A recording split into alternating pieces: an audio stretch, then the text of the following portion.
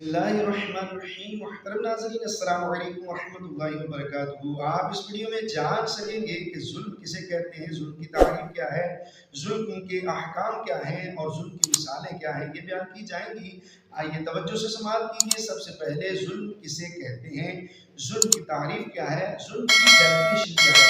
فرماتے ہیں ہر وہ نقصان یا آزار یعنی تکلیف جو کسی کو بلا اجازت شرعی کسی کے دین، عزت، جان، مال، جسم یا دل کو پہنچائی جائے وہ ظلم ہے۔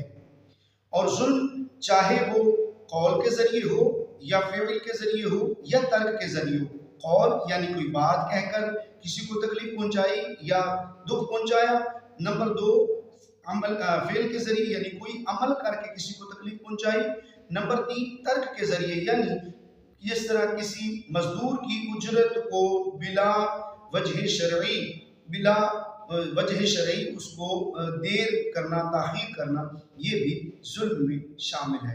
آئیے ظلم کی چند مثالیں سنتے ہیں۔ مثلا کسی کو قتل کرنا، مار پیٹ کرنا، ظلم و ستم کرنا، کسی کا حق دبا لینا، کسی کا مال قرض لے کر دبا لینا، کسی کی غیبت کرنا، چغلی کرنا، ڈاکہ ڈالنا، چوری کرنا وغیرہ۔ یہ سارے احکام جو ہیں، یہ ساری مثالیں جو ہیں، یہ ظلم کے متعلق ہیں، یہ ظلم میں شمار ہوتی ہیں۔ حتیٰ کہ کسی کو ڈانٹنا، کسی کو آنکھیں نکال کے دکھانا، یہ بھی ظلم میں شامل ہے۔ تو یہ ساری ظلم کی مثالیں بیان کی گئی۔ تو آئیے ظلم کے احکام کیا ہیں، شریعت حکم کیا دیتی ہے کہ ظلم کے متعلق کیا ہے۔ نمبر ایک فرماتے ہیں جی ظلم شرعن یعنی شرعی طور پر، اور عقلاً یعنی عقلی طور پر، دونوں صورتوں میں، دونوں لحاظ سے ظلم کرنا جو ہے وہ یہ حرام ہے۔ یہ حرام ہے، شرعی طور پر بھی حرام ہے اور عقلی طور پر بھی حرام ہے۔ نمبر دو، اور جانوروں پر ظلم کرنا انسان پر ظلم کرنے سے زیادہ سخت ہے۔ اس کی وجہ کیا ہے کہ انسان تو اپنا دکھ درد کسی سے کہہ سکتا ہے، اپنا بدلہ لے سکتا ہے، کچھ بھی کر سکتا ہے، لیکن جانور، بے زبان جانور بیچارہ اپنا حال کہے تو کس سے کہے؟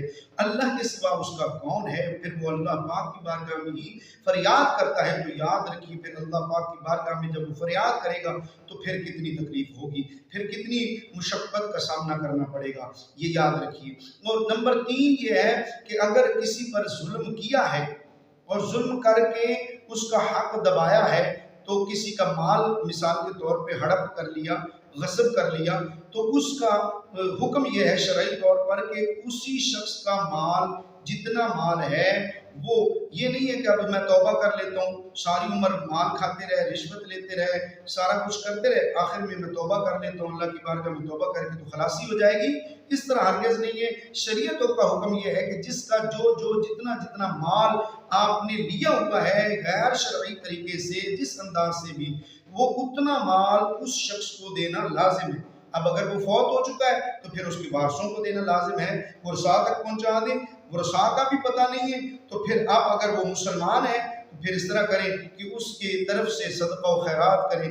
کس کو کریں؟ جو شرعی فقیر ہے۔ جو شرعی فقیر ہے اس کو اتنا مال اس فوت شدہ بندے کی طرف سے صدقہ کر دیں۔ یاد رکھیں یہ اس وقت ہے جب وہ خود بھی موجود نہ ہو، اس کے ورثاء کا پتہ بھی نہ ہو۔ تو پھر تیسری جو ہے ہمارے پاس ایک بچتی ہے، وہ ہے شرعی فقیر جو ہے اس کو اتنا مال صدقہ کرنا ہے۔ اور اس کے بعد اگلا کام کیا ہے؟ اللہ کی بارگاہ میں توبہ کرنی ہے، اور جو فوت شدہ ہے اس کے لیے بھی توبہ و استغفار کرتا رہے، اس کے لیے بھی ایصال ثواب بھی کرتا رہے، توبہ استغفار بھی کرتا رہے، تاکہ اللہ کریم اس کی بخشش فرما دے۔ اور اگر ایسی صورتحال پیدا ہوگی کہ اگلا بندہ جس کا مال آپ نے دبایا ہے یا جس کا حق آپ نے دینا ہے اور وہ کافر ہے، تو کافر کے لیے یاد رکھیے ایصال ثواب نہیں ہے۔ پھر یہی حل بچتا ہے کہ بس اپنے رب کی بارگاہ میں توبہ استغفار کرتے رہیں، اپنے رب سے معافی مانگتے رہیں، تو انشاءاللہ الکریم وہ قادر مطلق ہو سکتا ہے معاف فرما دیں۔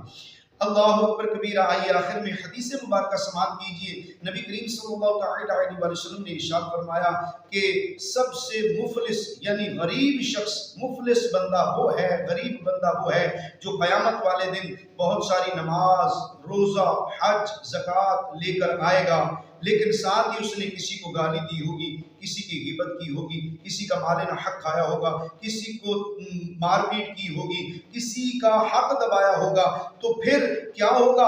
اللہ رب العالمین حکم فرمائے گا کہ فلاں کا جو اس نے حق مارا ہے اس کو اتنی نیکیاں دے دو، فلاں کو اتنی نیکیاں دے دو، فلاں کو اتنی نیکیاں دے دو، حتیٰ کہ اس کی ساری نیکیاں اس طرح بانٹ دی جائیں گی اور وہ خالی ہاتھ کھڑا ہوگا، غریب ہوگا۔ حدیث مبارکہ کا مفہوم عرض کر رہا ہوں۔ پھر آخر کار یہ ہوگا کہ اللہ رب العالمین جل جلالہ حکم فرمائے گا کہ اس کو جہنم میں داخل کر دیا جائے۔ استغفر اللہ۔ پیارے مسلمان بھائیوں، ہمیں حقوق اللہ بھی پورے کرنے اور حقوق العباد بھی پورے کرنے۔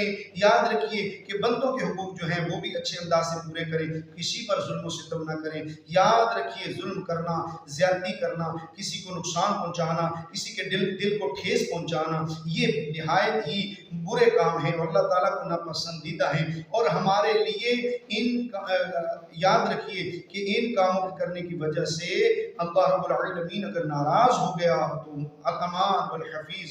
پھر دیکھیے گا اگر ان کاموں کے کرنے کی وجہ سے اگر ہمارا سونا اللہ پاک ہم سے ناراض ہو گیا تو ہمارا کیا بنے گا؟ پیارے مسلمان بھائیوں، آج وقت ہے توبہ کر لیجئے، استغفار کر لیجئے، اور اپنے جو مسلمان بھائیوں کے اور اگر کسی کے حقوق آپ نے، آج وقت ہے، آج توبہ کر لیجئے، جس کے حقوق ادا کرنے ہیں وہ حقوق ان تک پہنچا دیں تاکہ ہم دنیا و آخرت میں سرخرو ہو جائیں۔ اللہ کریم کی بارگاہ میں التجا ہے، کریم اللہ ہمیں عمل کی توفیق نصیب فرمائے، آمین بجائے خاتم النبیین صلی اللہ تعالی علیہ وآلہ وسلم۔ ویڈیو کو لائک، شیئر اور کمنٹ ضرور کیجئے۔ جزاک اللہ۔